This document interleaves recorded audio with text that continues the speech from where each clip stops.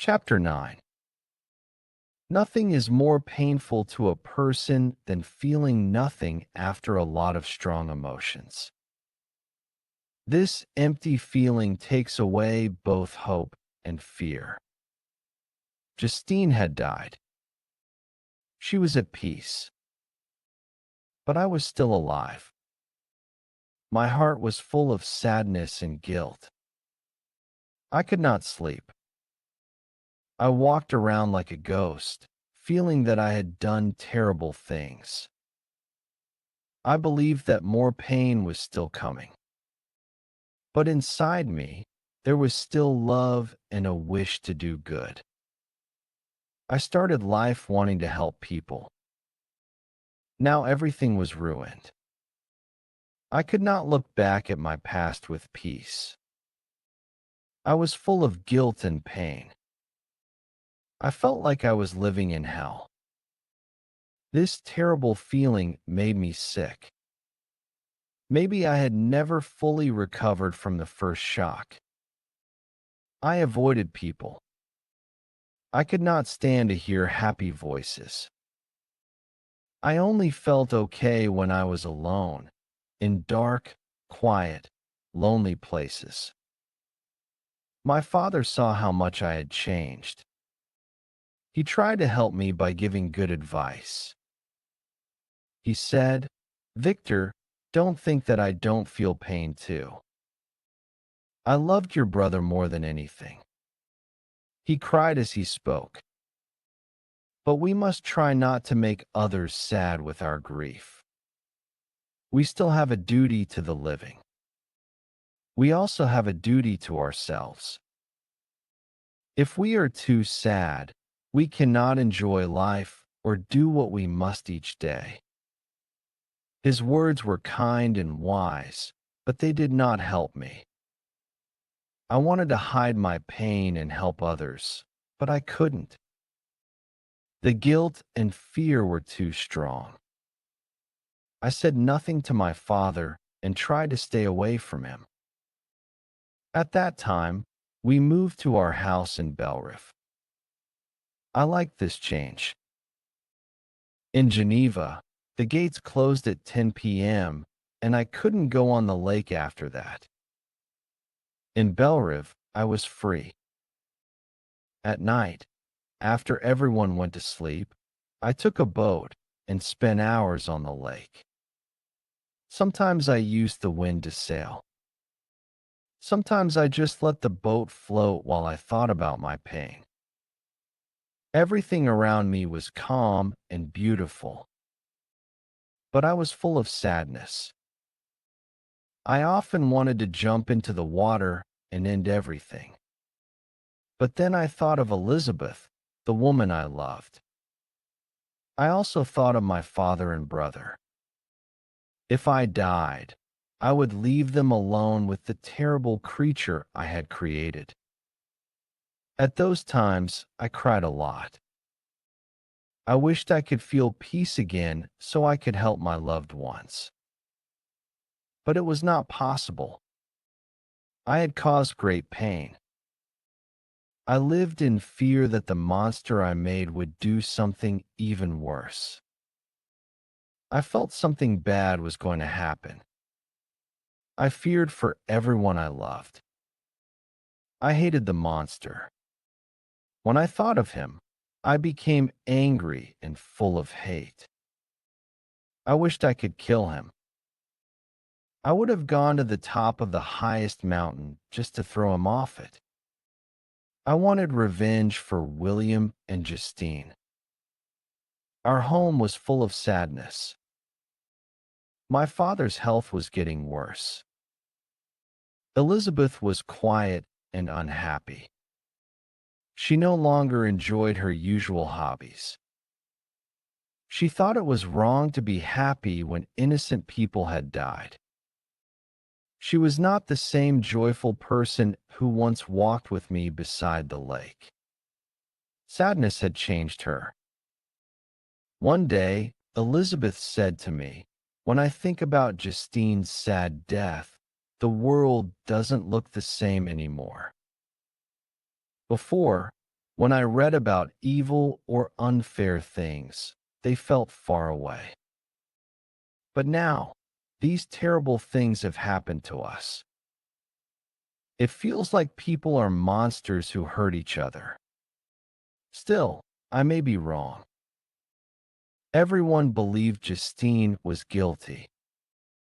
If she really had done that crime, for a few jewels, to kill a child she loved, it would have been the worst kind of evil. But she didn't do it. I know she was innocent. You agree with me, and that helps me feel sure. But if lies can look so much like truth, how can anyone feel safe or happy? I feel like I'm walking near a cliff and a crowd is pushing me off. William and Justine were murdered, and the murderer is still free, maybe even respected by others. But even if I had to die for that crime, I would not want to live as that person does. Her words made me feel even worse. I didn't kill them with my hands, but I felt like the real killer. Elizabeth saw how sad I was. She took my hand and said kindly, "My dear friend, please try to be calm. I am deeply sad too, but you seem even more miserable than me. I see anger and pain in your face. Please, Victor, try to let go of these dark feelings. Think of your friends. We love you. Can't we make you happy again? While we love and support each other, what can really hurt us?" Even her loving words could not save me from my pain. As she spoke, I came closer to her, afraid the monster might come and take her away from me. Not even love, friendship, or the beauty of nature could heal me. Her kind voice didn't help. I felt like a hurt animal that goes into the forest to die, looking at the wound that will soon end its life.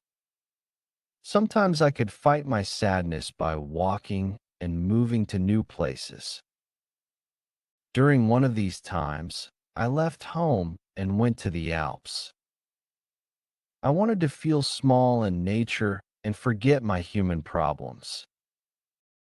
I went toward the valley of Chamonix, a place I had loved as a child. I hadn't been there for 6 years. I had changed a lot, but the mountains had not. First, I rode a horse. Later, I used a mule, which is better for rough paths.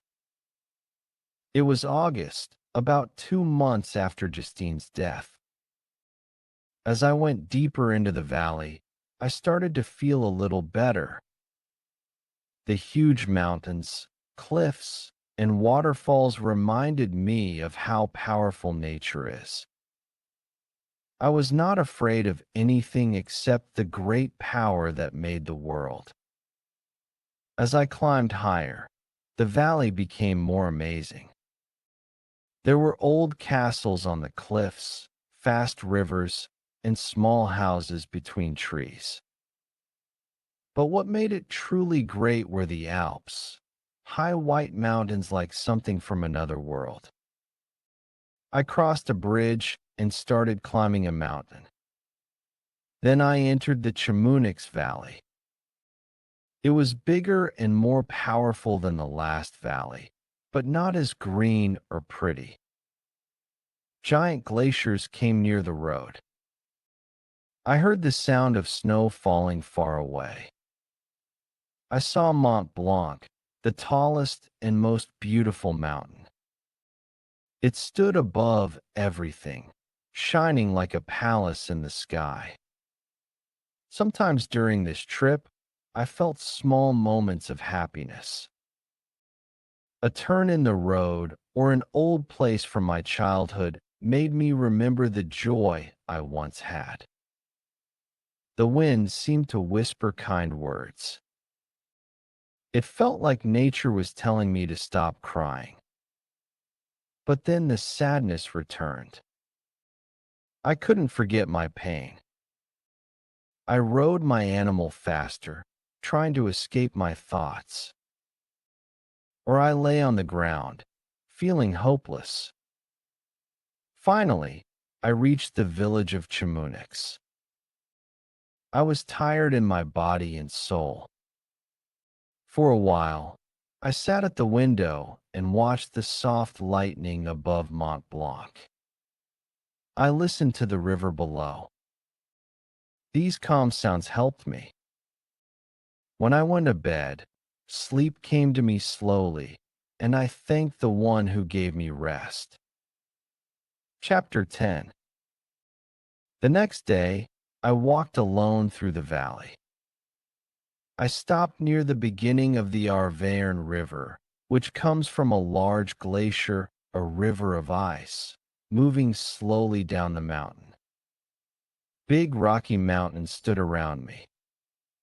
Big rocky mountains stood around me. The glacier hung over me like a frozen wall. Some broken pine trees were nearby. Everything was quiet, except for the sound of water and falling ice. Sometimes, large pieces of ice broke off and crashed down, making loud noises like thunder. These wild and beautiful sights gave me some comfort. They did not take away my sadness, but they made me feel calm. They helped me forget the dark thoughts I had been thinking for a month. That night, I went to sleep. My dreams were full of the beautiful things I had seen during the day. White snowy mountain tops, shiny peaks, dark green pine trees, and wild birds flying in the sky. These things surrounded me in my dream and helped me feel peaceful. But when I woke up the next morning, that peace was gone. I felt sad again. Heavy rain was falling, and thick mist covered the mountain tops. I could not even see the beautiful mountains anymore. Still, I wanted to go up and find them in the clouds. I did not care about the storm. I got on my mule and decided to climb to the top of Montanvert. I remembered how the glacier made me feel when I saw it for the first time, excited, amazed, and full of joy. Nature always helped me forget my troubles, so I wanted to go again. I knew the way and did not want a guide. I wanted to be alone in that quiet, powerful place. The path up the mountain was very steep, but it had many turns that made it easier to climb. The place looked wild and empty. In many places, you could see where avalanches, falling snow and ice, had destroyed trees. Some trees were lying on the ground, broken. Others were bent and leaning on rocks or other trees. As I climbed higher, the path crossed areas of snow. Rocks rolled down from above, and even a loud voice could start another avalanche. The pine trees were dark and small. They made the place feel cold and serious. I looked down into the valley. Fog rose from the rivers and moved around the mountains. Rain fell from the dark sky. The whole scene made me feel very sad. Why do humans feel so much more than animals? If we only needed food, water, and shelter, we could be happy. But small things, words or memories, can hurt us deeply. We sleep, and a bad dream ruins our rest. We wake up, and a sad thought can spoil the whole day. we laugh or cry, but either way, our feelings are strong. Nothing stays the same, only change is certain. It was almost noon when I reached the top. I sat on a rock and looked out over the glacier. Fog covered the ice and the nearby mountains. Then a wind blew the clouds away, and I walked down onto the ice. The surface was rough, like waves in a frozen ocean. There were deep cracks in the ice. It took me almost 2 hours to cross the glacier, even though it was less than 4 kilometers wide. On the other side, I stopped near a tall rock. In front of me was Montanvert, and above it stood Mont Blanc, the tallest mountain, shining in the sun. The icy mountain peaks looked beautiful. I felt a little bit of joy in my heart and cried out, "Spirits, if you are real, let me feel this small happiness, or take me away with you from this life." Suddenly, I saw a man coming toward me very fast. He ran easily over the cracks in the ice.